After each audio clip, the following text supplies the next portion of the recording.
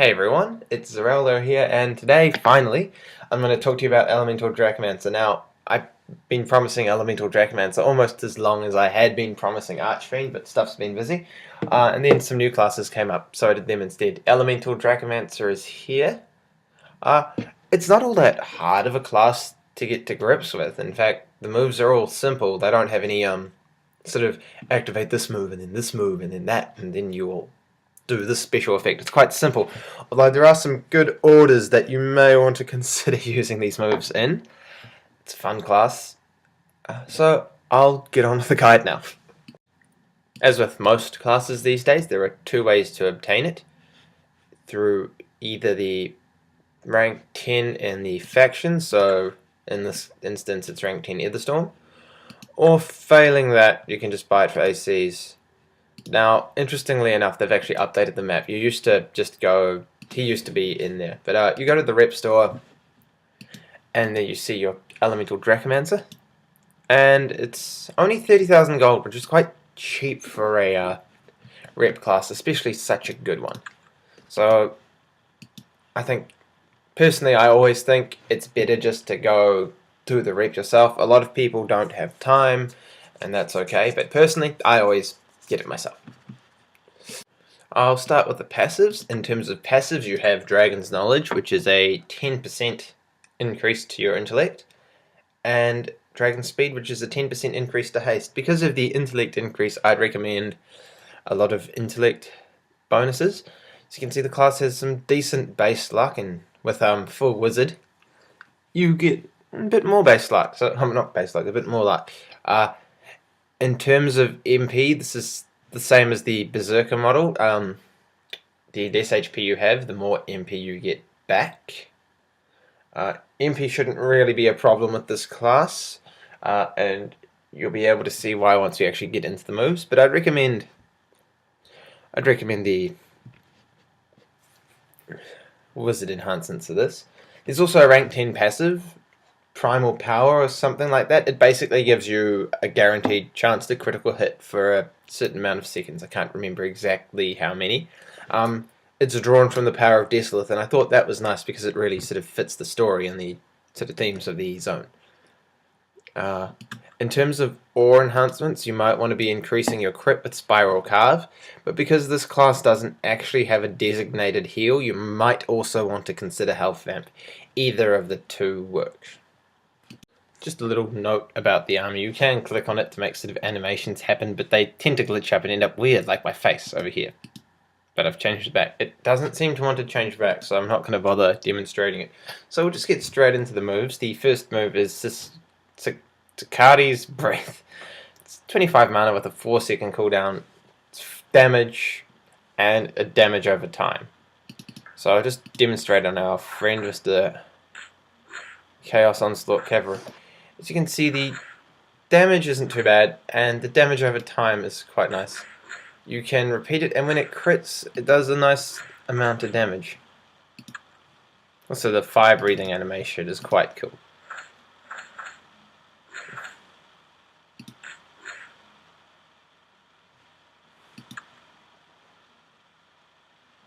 The second move is also 25 mana, and it's just an attack which has a chance to stun. So there's not too much more. There's not much more to it than that. Steam did not activate at that time. Okay.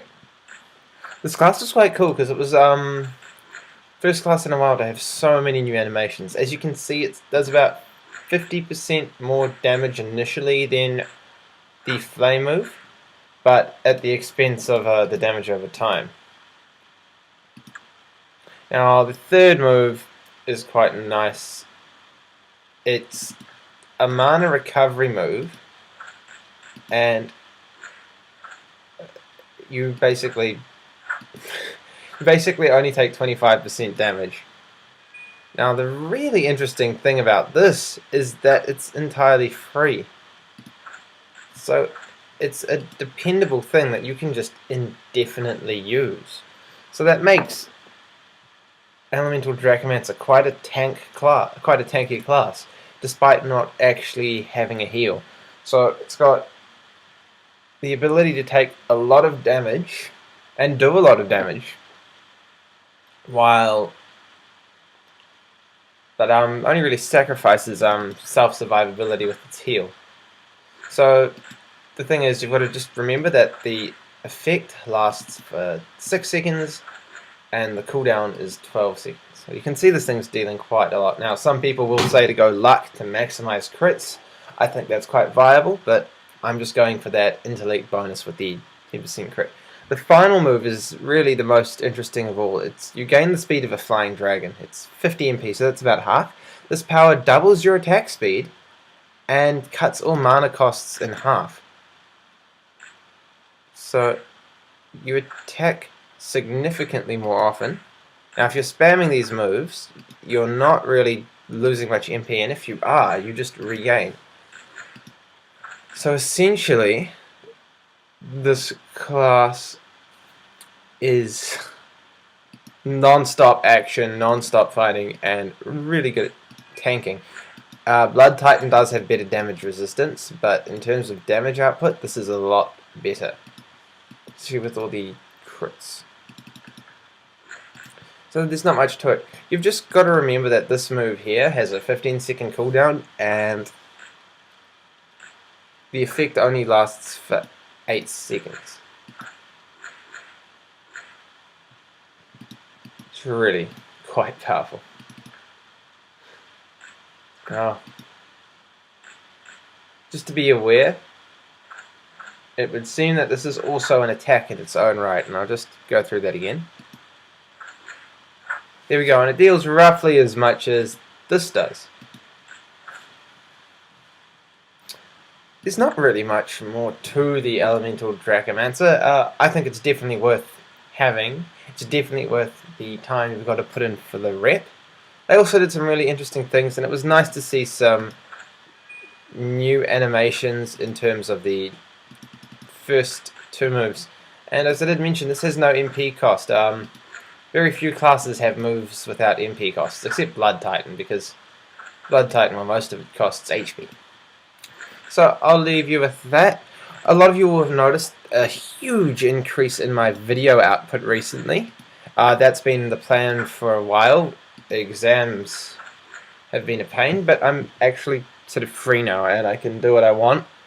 You'll still only be getting 1 class guide a week. The exception is if they release maybe a class that week, I might actually be able to fit in 2.